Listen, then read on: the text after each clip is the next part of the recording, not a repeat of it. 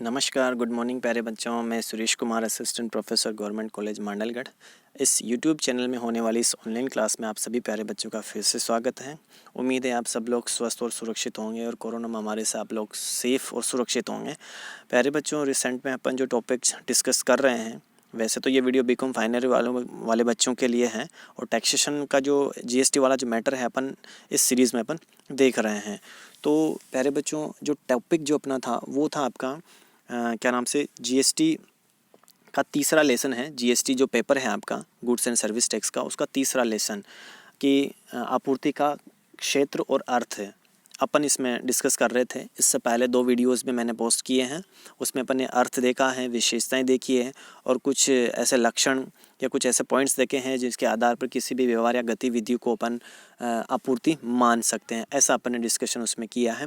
आज की इस वीडियो में जिसके बारे में अपन डिस्कशन करने वाले हैं वो है आपूर्ति का क्षेत्र, यानी कि किस गतिविधि को, अभी तक वही अपना वो ये जो रेलेवेंट टॉपिक जो चल रहा है, आपूर्ति का क्षेत्र, किस गतिविधि को या किस व्यवहार को अपन को जीएसटी के अंतर्गत शामिल करना है। यानी कि क्षेत्र का मतलब है कि जीएसटी का ऐसा क्या क्षेत्र है जिसके अंतर्गत किस किस गतिविधि को अपन जीएसटी के दायरे में शामिल अपने को उसमें करना है। तो इसके लिए पहले अपने को आपूर्ति का अर्थ आना ज़रूरी है और ऐसे क्या लक्षण हो सकते हैं किसी गतिविधि में जिनको अपन मापदंड मानते हुए उस लेन देन या व्यवहार को जीएसटी के क्षेत्र में शामिल कर सकते हैं। धारा 7 में अपन ने ये डेफिनेशन देखी थी आपूर्ति के बारे में, और साथ में ये भी देखा था कि कुछ शेड्यूल फर्स्ट है और शेड्यूल सेकंड है। अनुसूची फर्स्ट और सेकंड में साफ साफ कुछ गतिविधियों को आपूर्ति माना गया है और 2 पॉइंट थे कि सामान्य प्रगति के लिए और प्रतिफल के बदले किसी भी वस्तु या सेवा का लेन देन किया जाता है तो उसको आपूर्ति मानेंगे, और आपूर्ति प्रतिफल के बदले होनी चाहिए।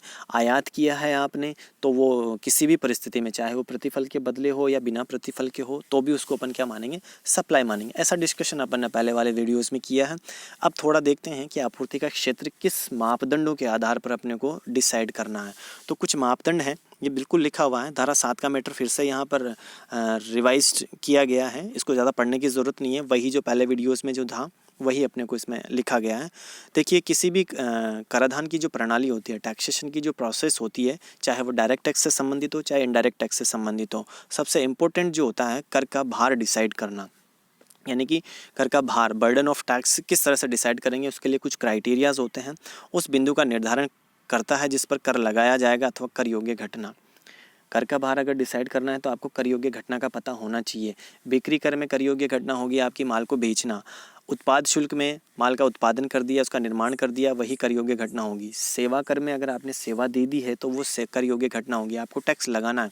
अब जीएसटी में क्या होगी ऐसी कर योग्य घटना, इसी टैक्स की तरह सर्विस टैक्स हो, चाहे आपका बिक्री कर हो, चाहे आपका उत्पाद शुल्क हो, इनमें जिस तरह से कर योग्य घटना का निर्धारण किया गया है, सेम वैसे ही जीएसटी में भी कर योग्य घटना का निर्धारण अपने को करना है।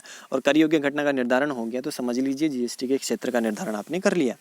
ठीक है, तो कर योग्य घटना क्या होंगी, मैं बार बार पहले भी बोला है कि आपूर्ति शब्द को इस जीएसटी में सबसे ज़्यादा हाईलाइट किया गया है और ये नया वर्ड रिप्लेस किया गया है।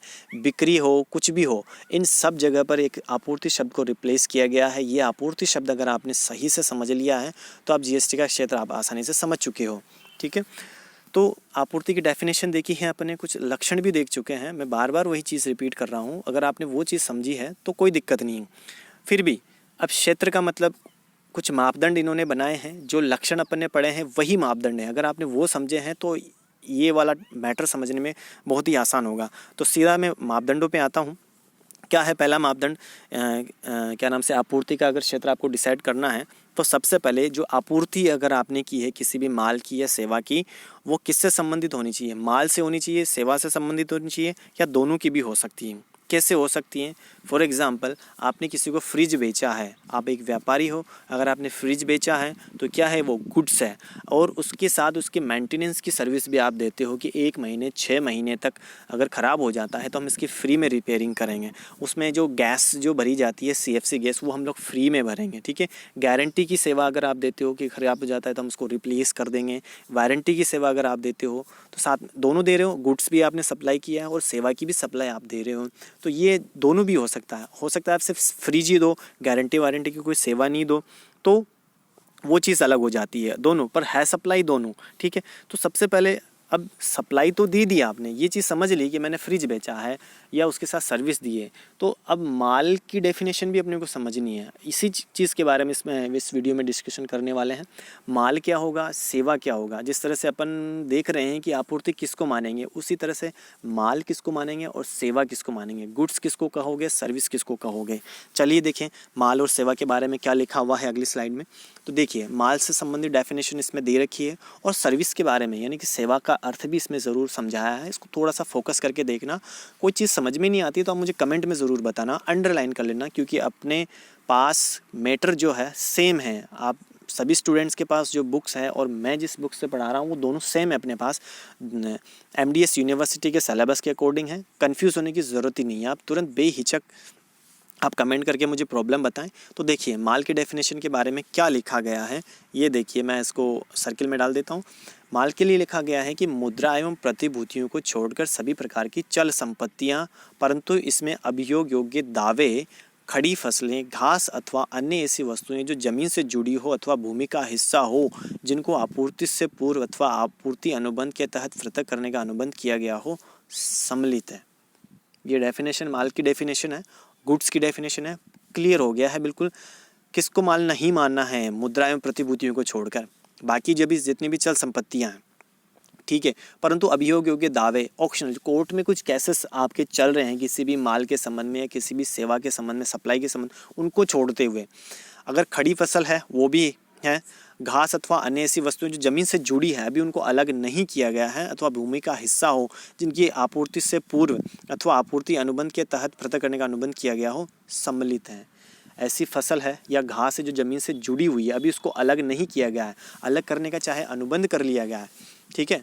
आप जैसे फसल काट के बेचना है उसको, पर वो अभी ज़मीन से जुड़ी हुई है पर उसको काटा नहीं गया है, ठीक है, तो वो उसको सप्लाई नहीं मानेंगे। अब चाहे उसको काट कर बेचने का अनुबंध जरूर कर लिया गया है पर उसको अभी सप्लाई नहीं हुई है, उसको नहीं मानना है। दूसरा, प्रतिभूति और मुद्रा को भी सप्लाई नहीं मानना है। बाकी जितनी भी चल संपत्तियाँ हैं, जितनी भी चल संपत्तियाँ, चल संपत्तियों का अर्थ मुझे आपको समझाने की ज़रूरत नहीं है, क्या हो सकती है, मूवेबल एसेट्स जितनी भी हैं उन सबको माल मानेंगे, ठीक है। स्पष्ट है, मुद्रा एवं प्रतिभूतियों को इस अधिनियम के तहत माल नहीं माना है। मुद्रा एवं प्रतिभूतियों को कोई भी लेन देन इसमें आपूर्ति, जब माल ही नहीं माना है तो उसको आपूर्ति भी उसकी नहीं होगी। आपूर्ति देने से पहले उसका माल या गुड्स होना ज़रूरी है, सेवा होना ज़रूरी है, ठीक है। अब सेवा का मतलब क्या समझाया है इसमें देखिए, सेवा से यहाँ से माल, मुद्रा एवं प्रतिभूतियों को छोड़कर अन्य सभी कुछ से है। ये देखिए ये वर्ड बहुत ही दिखने में या सुनने में तो आपको बहुत आसान लगते हैं पर इनका डीपली अर्थ समझना है अपने को, ठीक है, क्योंकि क्वेश्चंस इसी तरह के आएंगे कि एक छोटी सी लाइन लिखेगा आपको और उससे में कंफ्यूज करेगा। तो सेवा का मतलब माल, मुद्रा एवं प्रतिभूतियों को छोड़कर, माल की डेफिनेशन अपन ने पहले देख ली है, ठीक है, सेवा में माल को शामिल नहीं करेंगे, ठीक है, माल का जो अर्थ अपन ने देखा वो उसमें शामिल कर लिया। दूसरा, मुद्रा एवं प्रतिभूतियों को माल में शामिल नहीं किया था, यहाँ पर भी नहीं करना है। तो सेवा में तीन चीज़ें हो जाएंगी, माल, मुद्रा और प्रतिभूतियाँ, इन तीनों को छोड़कर अन्य सभी से हैं। इसमें मुद्रा के प्रयोग से संबंधित गतिविधियां, इसके रूप, करेंसी अथवा मूल्य वर्ग का अन्य किसी रूप, करेंसी अथवा मूल्य वर्ग में परिवर्तन संबंधी गतिविधियां सम्मिलित है, बशर्ते इनके लिए अलग से प्रतिफल वसूल किया जाता हो। थोड़ा कंफ्यूज ज़रूर लग रहा होगा पर मैं आपको समझाता हूँ क्या लिखा गया है। सेवा का मतलब देखिए, सेवा में गुड्स को शामिल नहीं करेंगे, मुद्रा को शामिल नहीं करेंगे और प्रतिभूतियों को शामिल नहीं करेंगे। ये तीन चीज़ें तो आउट है सेवा से, ठीक है। माल को माल में ही शामिल करेंगे, गुड्स को गुड्स में शामिल करेंगे, ठीक है।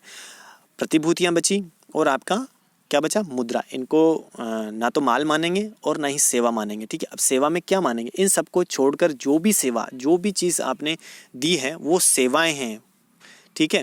अब मुद्रा का मतलब मैं आपको समझाता हूँ। देखिए मान लीजिए अगर आपके पास 500 का नोट है, इस चीज़ को थोड़ा सा समझना कि मुद्रा को सेवा मानेंगे कि नहीं मानेंगे। मुद्रा इससे संबंधित बहुत सारी गतिविधियाँ होती है, मुद्रा से संबंधित बहुत सारी गतिविधियाँ होती है जिनमें बहुत सारी को सेवा मानते हैं, ठीक है, बट माल इसको नहीं मानेंगे, मुद्रा को माल नहीं मानेंगे। ये तो लिख दिया साफ साफ एक्ट में, बट किस गतिविधि को सेवा मान सकते हैं मुद्रा के संबंध में। अब देखिए थोड़ा सा माइंड आप थोड़ा सा घुमाना कि मान लीजिए आपके पास 500 या 2000 का नोट है, ठीक है। आप बैंक में जाते हो या कहीं दुकान वाले के पास जाते हो, छुट्टे मांगते हो कि मुझे 2000 के छुट्टे दीजिए या 500 के छुट्टे दीजिए।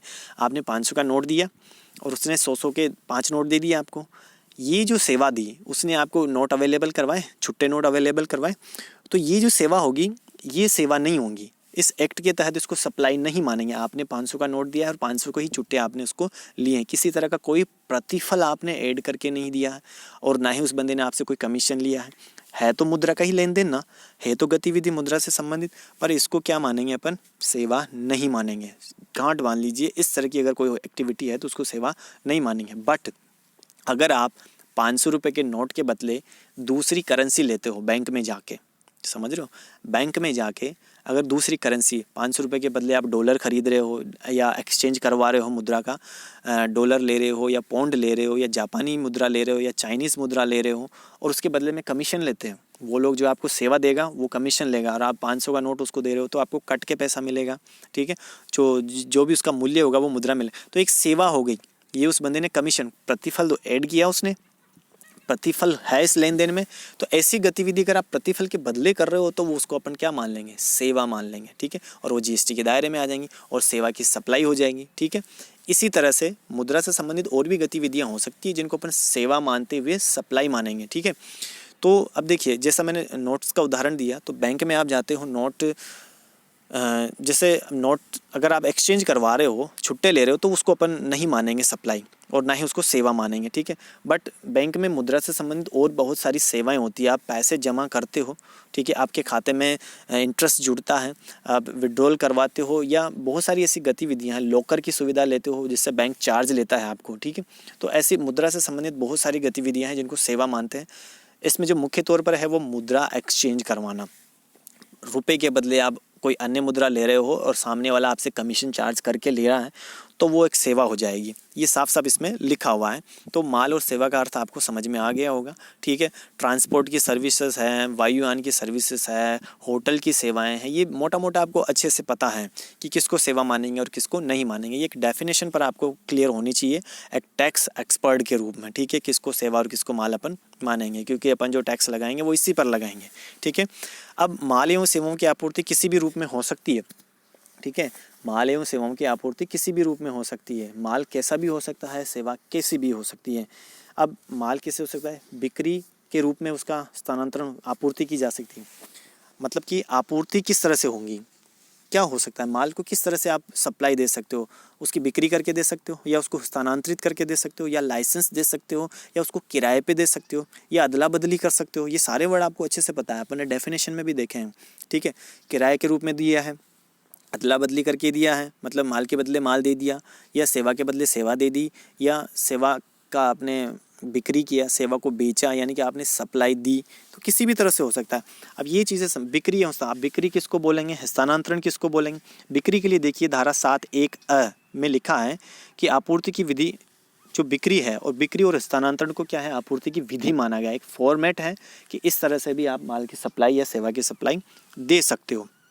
ये देखिए, ये लिखा हुआ है, सिर्फ आपको टर्मिनोलॉजी को समझना है, फिर बाकी समझ में आ गया तो आपको आसानी से अपनी भाषा में आप इसको लिख सकते हो, ठीक है, कोई दिक्कत नहीं है। बट थोड़ा सा फोकस रखिए, वीडियो को स्किप मत करना। मेरा आपसे यही कहना है कि वीडियो को स्किप मत करना। छोटी छोटी बहुत सी चीज़ें हैं, मैटर अपने पास सेम है। कहीं पर भी कोई दिक्कत आती है अंडरलाइन करके मुझे कमेंट में बता दो कि सर ये वर्ड का मतलब हमें समझ में नहीं आया, मैं फिर से नई वीडियो में उसको आपको समझा दूंगा, ठीक है। बिक्री और स्थानांतरण को सप्लाई का फॉर्मेट माना है, ये यहाँ पर लिखा हुआ है, ठीक है। अब बिक्री किसको मानेंगे, बिक्री के लिए देखिए लिखा हुआ है कि बिक्री साधारण रूप से बिक्री से आशय जो है प्रतिफल के बदले माल का स्वामित्व अभिग्रहण भौतिक रूप से सुपुर्द किया जाए। बिक्री का मतलब क्या होगा कि भौतिक रूप से किसी माल का स्वामित्व, उसका जो स्वामित्वपन है, उसका मालिकाना हक अगर आपने भौतिक रूप से ट्रांसफ़र किया है फिज़िकली, कि जैसे मैंने आपको कोई फ्रिज बेचा है और फ्रिज मैंने फिज़िकली आपको सुपुर्द कर दिया है, उसका मालिकाना हक भी मैंने आपको दे दिया है डॉक्यूमेंट के थ्रू और किसी प्रतिफल के बदले किया है, तो वो बिक्री हो गई, ठीक है। दूसरा, इसी प्रकार माल का स्वत्वाधिकार, राइट ऑफ ओनरशिप, यानी मालिकाना हक किसी दस्तावेज के माध्यम से ही अगर आपने उसको दिया है तो वो क्या हो जाएगा, स्थानांतरण। उसको बिक्री नहीं मानते, बट दोनों को ही सप्लाई मानते हैं। जीएसटी में दोनों को ही सप्लाई माना गया है। ये देखिए, आप देख सकते हो, दोनों को ही सप्लाई माना, क्योंकि माल का स्वामित्व तो दोनों में स्थानांतरित हो रहा है। समझे आप, कंफ्यूज होने की ज़रूरत नहीं है। जैसे कि फॉर एग्जांपल मैंने आपको फ्रिज बेचा है, ठीक है, फ्रिज मैंने आपको घर पे बेच दिया, ठीक है, आप ले गए घर को फ्रिज में, और उसका मालिकाना हक यानी कि उसका बिल बना के या उसका इनवॉइस बना के वो भी मैंने आपको दे दिया कि आपने मुझे इतना भुगतान किया है और इसके बदले मैंने ये फ्रिज आपको दे दिया है, और उसके कागजात भी मैंने आपको दे दिए। ठीक है, तो वो क्या हो गया, बिक्री हो गई। दूसरा तरीका क्या होगा कि मैंने आपको फ्रिज क्या होता है, अभी ट्रांसफ़र आपको दिया नहीं, सप्लाई दी नहीं, आप घर पे नहीं लेके गए फ्रिज को, बट मैंने आपको बिल बना के दे दिया है, उसकी बिल्टी या जो भी इनवॉइस था वो मैंने बना के दे दिया है, आपने मुझे पेमेंट कर दिया है, पर अभी सप्लाई मैंने आपको नहीं दी, फिजिकली उसको ट्रांसफ़र आपको नहीं किया गया है। तो ये एक डॉक्यूमेंटल ही स्थानांतरण हुआ है, ओनरशिप आपको दे दी है, वो फ्रिज मेरे पास पड़ा है पर अभी आपको उसको सप्लाई नहीं दी है, पर ये भी एक सप्लाई ही मानी जाएंगे जीएसटी के अंतर्गत। ठीक है, क्लियर हो गया होगा। दूसरा जो तरीका है वो है आपका बार्टर और एक्सचेंज। ये देख सकते हो आप, बार्टर एक्सचेंज वर्ड लिखा गया है ये। अब बार्टर क्या होता है और एक्सचेंज क्या होता है। एक्सचेंज का मतलब विनिमय, आदान प्रदान, और बार्टर शब्द का मतलब मैं समझाता हूँ आपको क्या होता है कि वस्तु के बदले वस्तु अगर आप लेते हो, वस्तु विनिमय जिसको कहते हैं उसको बोलते हैं बार्टर प्रणाली। जैसे मान लीजिए सेवा के बदले सेवा भी ले सकते हो। कोई नाई है, नाई ने किसी डॉक्टर की शेविंग की या कटिंग की, ठीक है, या मेकअप किया, कुछ भी किया, तो और उसके बदले वो डॉक्टर फिर उसका स्वास्थ्य जांच कर देता है या उसके घर वाले के किसी भी मेंबर की जांच कर देता है। तो ये क्या हो गया, एक ने सेवा दी है और दूसरे ने उस सेवा के बदले सेवा ले ली। ठीक है, इसी तरह से अगर आप मान लीजिए कहीं दुकान वाले के पास जाते हो, या आपने जैसे मान लीजिए गाड़ी खरीदी है, मोटरसाइकिल नहीं खरीदी, और उसके बदले में आपने पुरानी कार को बेच दिया उसी को। मोटरसाइकिल के शोरूम में गए, पुरानी कार ले गए, 1 लाख की पुरानी कार हुई और 1 लाख रुपए में आपने बाइक वापस खरीद ली, पर कैश में पैसा तो दिया नहीं, पर प्रतिफल तो दिया ना आपने, गाड़ी दी है पुरानी।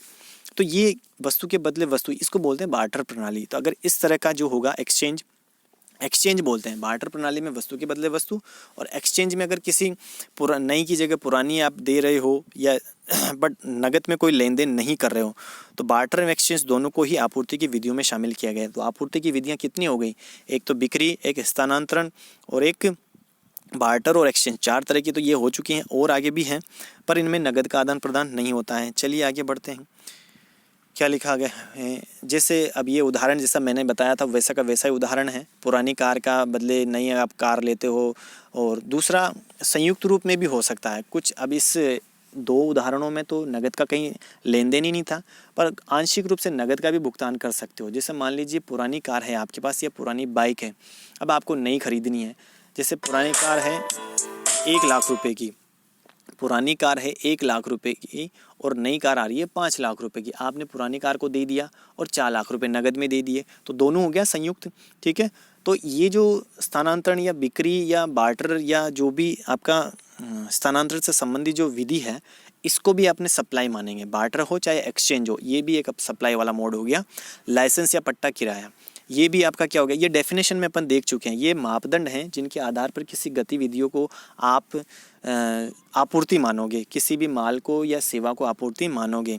लाइसेंस के तहत अगर आपने कोई सेवा दी है या ली है, या किसी भी माल या गुड्स का स्थानांतरण बिक्री की है, पट्टा दिया है या किराया दिया है, किराए के बदले आपने सेवा दी है, या किराए में क्या होता है, किराए के बदले स्वामित्व का स्थानांतरण नहीं होता, किसी को सिर्फ प्रयोग करने का अधिकार आप उसको देते हो। ठीक है, ये सारे प्रकार हैं जिनके बदले आप किसी भी वस्तु या सेवा को सप्लाई दे सकते हो। ठीक है, अगला पॉइंट है माल अथवा सेवा की आपूर्ति प्रतिफल के बदले में की जाए। दूसरा जो मापदंड है आपूर्ति का क्षेत्र डिसाइड करने के लिए, वो है माल अथवा सेवा की आपूर्ति प्रतिफल के बदले दी जाए। अब प्रतिफल किसी भी रूप में हो सकता है, नगद में हो सकता है, या किसी वस्तु के बदले वस्तु भी हो सकता है, या सेवा के बदले सेवा भी हो सकता है। ये अपन ने ऊपर उदाहरण में देख लिया, ज़्यादा डीपली इसको पढ़ने की ज़रूरत नहीं है। ठीक है, कुछ पॉइंट्स हैं जो आप इसको पढ़ें, पूरा पढ़ना वीडियो को काफ़ी लंबा कर देगा मेरे लिए। तो आपको पहले वीडियोस में ये चीज़ें समझ में आ चुकी है, बार बार उसको रिपीट करने में कोई वो नहीं है, वीडियो काफ़ी लंबा हो जाएगा। आगे बढ़ते हैं अपन। तो अब देखिए, बिना प्रतिफल के आपूर्ति के क्षेत्र में आने वाली गतिविधियाँ। अब देखिए, अब तक जो अपन ने देखा कि प्रतिफल के बदले होनी चाहिए, वस्तु या सेवा से संबंधित होनी चाहिए, ऐसी गतिविधि को ही अपन आपूर्ति मानेंगे और आपूर्ति के क्षेत्र में उसको शामिल किया जाएगा। बट कुछ गतिविधियाँ ऐसी हैं जो प्रतिफल के बदले नहीं होती है। बहुत सी गतिविधियां हैं बट वो आपूर्ति मानी गई है। और ऐसा अनुसूची फर्स्ट और सेकंड में भी ऐसी गतिविधियां मेंशन की गई है जो वास्तव में प्रतिफल के बिना भी होती है, व्यवसाय की प्रगति के लिए भी नहीं होती है, फिर भी उनको सप्लाई माना गया है और साफ साफ उसको लिखा गया है। ये अपवादजनक परिस्थितियां हैं, ठीक है। इन सब के बारे में अपन जो डिस्कस करने वाले हैं वो अगले वीडियो में करेंगे। इस वीडियो में ये मैटर काफ़ी रहेगा। अब अगले वीडियो में अपन ऐसी गतिविधियों के बारे में डिस्कस करेंगे जिसको आपूर्ति के क्षेत्र में वो होती तो बिना प्रतिफल के हैं, पर उनको क्या नाम से आपूर्ति में ही उनको शामिल किया जाता है। तो अपन अगले वीडियो में इसके बारे में चर्चा करेंगे। जो पहला पॉइंट है व्यावसायिक संपत्तियों का स्थायी रूप से स्थानांतरण, निस्तारण या संबंधित व्यक्तियों और भिन्न व्यक्तियों के माध्यम से आपूर्ति, इन सब के बारे में डिस्कशन अपन अगले वीडियो में करेंगे। वीडियो काफ़ी लंबा हो जाएगा, तो मिलते हैं अगले वीडियो में प्यारे बच्चों। Have a good day.